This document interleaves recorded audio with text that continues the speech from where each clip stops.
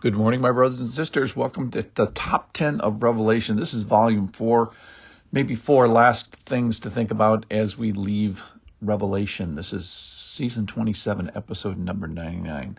Number 31, more. Revelation leaves us wanting more. So there's true things about heaven that are not recorded in the book of Revelation, and maybe things we haven't talked about. It's not all here, but there is enough here, and there's enough to say if you look in the book of Revelation and read it and meditate on it, where you end up saying, I want more of you.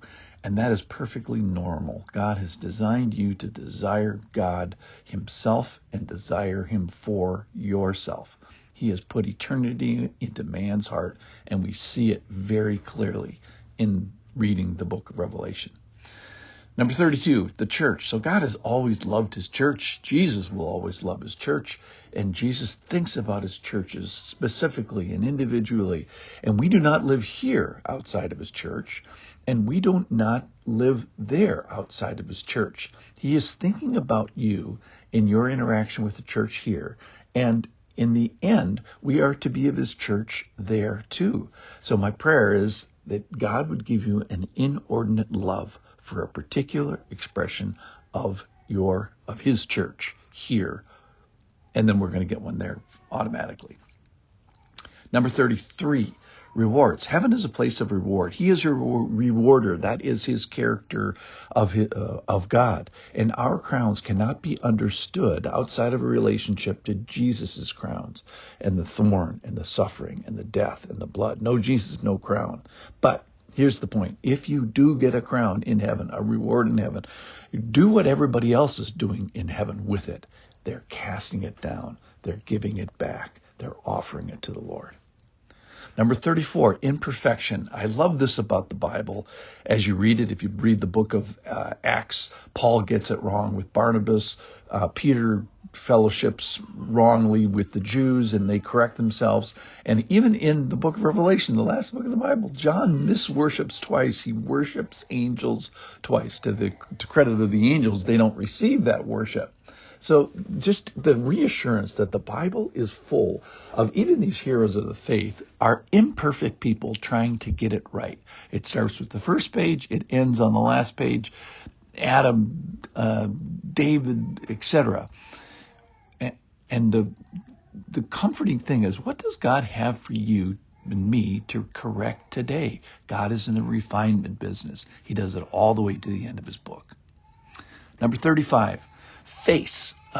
We get the privilege in heaven of the citizenship of seeing his face. So we are meant to live with God forever in fellowship. And he gives us a new ability not to die when we see his face. So he gives us this ability to appreciate him, study him, and get to know him and enjoy him. And this critical aspect of Eden is restored. That is, that God is here. He wants us to see him, and that's where we will be. So the place that he has created is also the place created for you. The place created for you is also the place he's created for himself. He made a place that he and the people can be together, God with man, God with woman, just like Eden. So kind of leaving myself with a question, who did God make Eden for? Well, the easy answer is people. The second answer is he made it for himself. All right, number 36. Heaven is going to be interesting. There's going to be no churches. It's going to be lit by God. Nothing accursed is going to be there. We won't tire of it. There's going to be no more death. The big passage is from 21, verse 4. He will wipe away every tear from their eyes, and death shall be no more. Neither shall there be mourning or crying or pain, for the former things have passed away. So what's heaven going to be like? Your tear problem, your crying problem, which you can hear, is going to be solved. And why does he tell us this? He tells us this to excite our hope. Our world is one of tears. That world has no tears. So let's prepare ourselves by knowing it and imagining it and trusting in this future. So number 37, thirst. There's a river of life that flows out of the throne, and we're charged to come to the waters. With no money, come and buy it with money and without price. Buy it without money. So come to the water, everyone who is thirsty. Come buy and eat, everybody who has no money. Buy with the money he who is without price. And if I can get he who is without price, without money, what's the cost? Well, he paid the cost. He came and bore all the big costs. I have a little cost, which is my coming. All right, number 38. We are immortal. Nobody ever dies. Everybody is immortal. The good guys and the bad guys. All people are resurrected, and God is in the resurrection business. And our judgment, which happens right after that, is based on our deeds or based on Jesus' deeds. You don't die at your first death. You don't die at the second death. And we all have perfectly appropriate consequences. Nobody in heaven claims that justice is not done. Now, they may well. So the point is we need to act accordingly now.